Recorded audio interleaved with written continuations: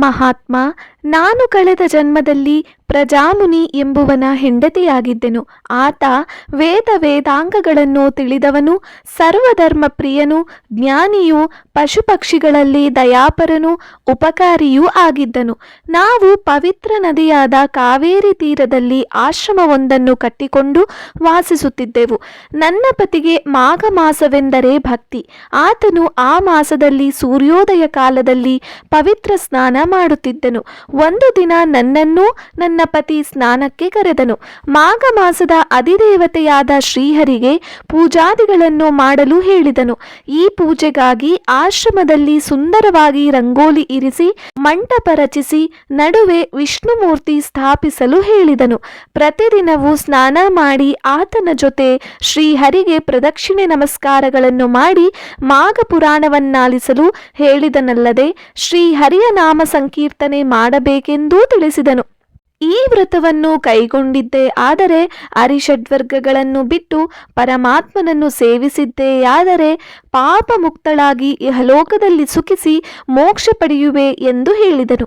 ಆದರೆ ನಾನು ನನ್ನ ಪತಿಯ ಮಾತುಗಳಿಗೆ ಮಹತ್ವ ನೀಡದೆ, ಸ್ವಾಮಿ, ಇದೆಲ್ಲ ಯಾಕೆ ಮಾಡಬೇಕು? ಪಾಪ ಪುಣ್ಯಗಳು ಯಾವುವು? ಮಾಘ ಮಾಸವೋ ಚಳಿಗಾಲದ ಮಾಸ, ನೀರು ಮುಟ್ಟಲು ಕಷ್ಟವಾಗುತ್ತದೆ. ಅಂತಹುದರಲ್ಲಿ ಕೊರೆಯುವ ತಣ್ಣೀರಿನಲ್ಲಿ ಸ್ನಾನ ಹೇಗೆ ಮಾಡಲಿ? ನನಗಂತೂ ಬೆಳಗ್ಗೆ ಏಳುವುದೇ ಕಷ್ಟವಾಗಿರುತ್ತದೆ. ಬಿಸಿಲು ಬರುವವರೆಗೂ ನಾನು ಆಶ್ರಮ ಬಿಟ್ಟು ಈಚೆಗೆ ಬರಲಾರೆ. ಮೇಲಾಗಿ ಒಂದು ವೇಳೆ ಚಳಿಯಲ್ಲಿ ನಾನು ಸ್ನಾನ ಮಾಡಿದ್ದೆ ಆದರೆ ನನ್ನ ಪ್ರಾಣ ಹೊರಟು ಹೋಗುವುದು. ಮಾಘ ಸ್ನಾನದಿಂದ ನಾನು ಸಾಯುವುದಾದರೆ ನಾನೇಕೆ ಆ ಸ್ನಾನ ಮಾಡಬೇಕು? ನನಗೆ ಅಂತಹ ಕಷ್ಟವಾದರೂ ಏನು ಒದಗಿದೆ? ನೋಡಿಕೊಳ್ಳಲು ನೀವಿದ್ದೀರಿ. ಮಾಘ ಸ್ನಾನವೆಲ್ಲ ನಿಮಗೇ ಇರಲಿ, ನಾನು ಮಾತ್ರ ಮಾಘ ಸ್ನಾನ ಮಾಡಲಾರೆ ಎಂದು ಹೇಳಿಬಿಟ್ಟೆ. ನಾನು ದೃಢವಾಗಿ ನಿರ್ದಿಷ್ಟವಾಗಿ ಈ ರೀತಿ ನುಡಿದುದು ಕೇಳಿ ನನ್ನ ಪತಿದೇವನ ಸಿಟ್ಟು ನೆತ್ತಿಗೇರಿತು. ನನ್ನ ಅವಿಧೇಯತೆ ಕಂಡು ಔಹಾರಿದನು.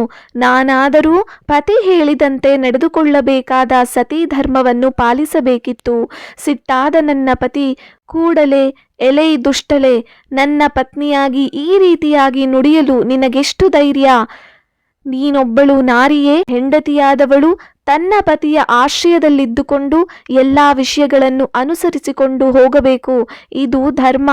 ಒಂದು ವೇಳೆ ಪತಿಯಾದವನು ದುರ್ಮಾರ್ಗದಲ್ಲಿ ಹೋಗುತ್ತಿದ್ದರೆ ಆತನನ್ನು ಆ ರೀತಿ ವರ್ತಿಸದಂತೆ ತಡೆಯಬೇಕು.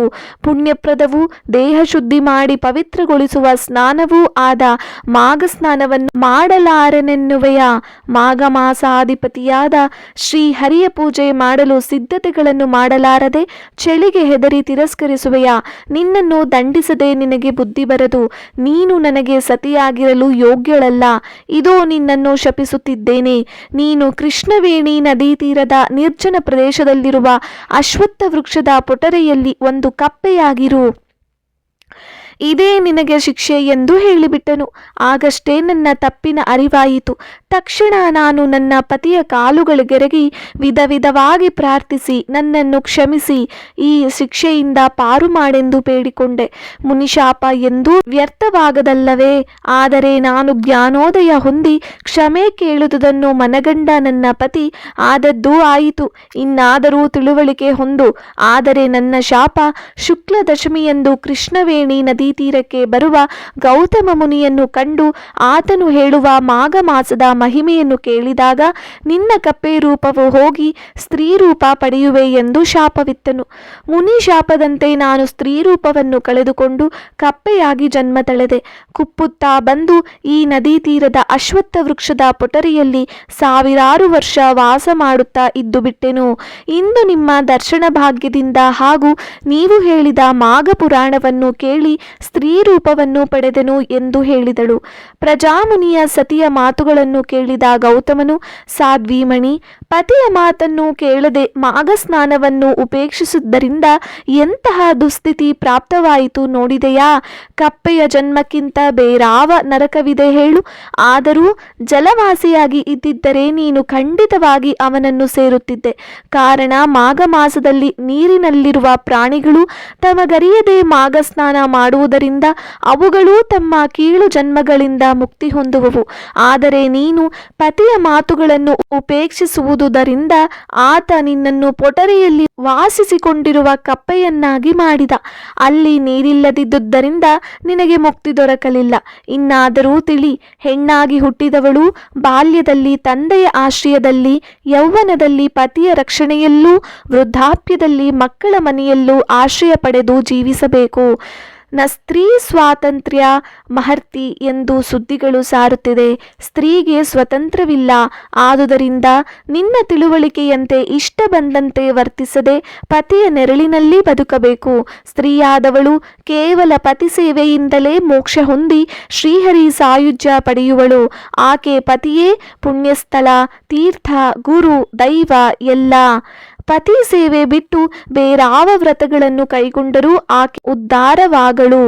ಯಾವ ಹೆಂಗಸು ತನ್ನ ಪತಿಗೆ ಅಧೀನಳಾಗಿ ಆತನ ಸೇವೆ ಮಾಡಿಕೊಂಡಿರುವಳೋ ಅವಳು ಐಹಿಕ ಸುಖವನ್ನು ಅನುಭವಿಸಿ ಮುಕ್ತಿ ಪಡೆಯುವಳು. ಸ್ತ್ರೀಯರಲ್ಲಿ ಅನಸೂಯೆ, ಅರುಂಧತಿ, ಸಾವಿತ್ರಿ, ಸೀತೆ ಮೊದಲಾದವರು ಆದರ್ಶಪ್ರಾಯರಾಗಿದ್ದಾರೆ. ಪತಿಯನ್ನು ಅಲ್ಲಗಳೆಯುತ್ತಾ ಅವನೊಬ್ಬ ನಿರರ್ಥಕ ಎಂದೆಲ್ಲ ಉಪೇಕ್ಷಿಸಿದ ನಾರಿ ಕಡೆಗೆ ನರಕದಲ್ಲಿ ವಿಧ ವಿಧವಾದ ಕಷ್ಟಗಳನ್ನು ಅನುಭವಿಸುವಳು. ಆಕೆಗೆ ಮುಕ್ತಿ ಎಂಬುದೇ ಇಲ್ಲ. ಆದುದರಿಂದ ನೀನು ಪತಿಯನ್ನು ಉಪೇಕ್ಷಿಸಿ ಕಪ್ಪೆಯಾದೆ. ಮಾಘ ಶುಕ್ಲ ದಶಮಿಯ ಪುಣ್ಯ ದಿನ ನಿನಗೆ ಮುಕ್ತಿ ದೊರೆಯಿತು. ಇನ್ನಾದರೂ ಮಾಘ ಸ್ನಾನ ಮಾಡಿ ವಿಷ್ಣು ಸಾಯುಜ್ಯವನ್ನು ಸೇರು. ಮಾಘ ಮಾಸದ ದಿನಗಳು ಪುಣ್ಯ ದಿನಗಳು. ಈ ದಿನಗಳಲ್ಲಿ ಮಾಘ ಸ್ನಾನ ಮಾಡಿ ಶ್ರೀಹರಿಯನ್ನು ಪೂಜಿಸಿ ಮಾಘ ಸ್ನಾನದ ಕಥೆಗಳನ್ನು ಕೇಳಿದರೆ ಸಕಲ ಪಾಪಗಳು ದೂರವಾಗುವುದು. ಮಾಘ ಮಾಸದಲ್ಲಿ ಯಾರೇ ಆಗಲಿ ಕೈಲಾದ ದಾನವನ್ನು ಮಾಡಬೇಕು. ಬ್ರಾಹ್ಮಣರಿಗೆ ದಾನ ಮಾಡುವರು ಇಹಲೋಕದಲ್ಲಿ ಸುಖಗಳನ್ನು ಅನುಭವಿಸಿ ಕಡೆಗೆ ಸ್ವರ್ಗದಲ್ಲಿ ಅತ್ಯಂತ ಸುಖಿಯಾಗಿರುವರು ಎಂದು ಹೇಳಿದನು.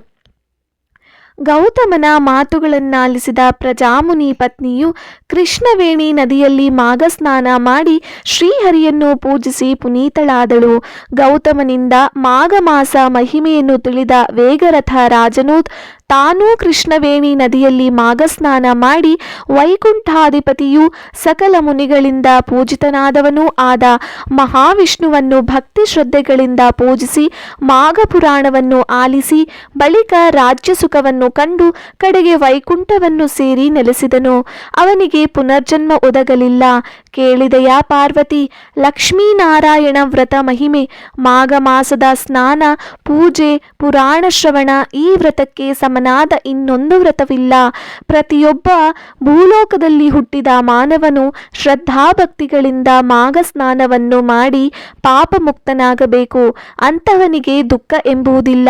ಮಾಘ ಪುರಾಣ ಓದುವವರು ಯಜ್ಞ ಮಾಡಿದ ಫಲ ಕಾಣುವರು.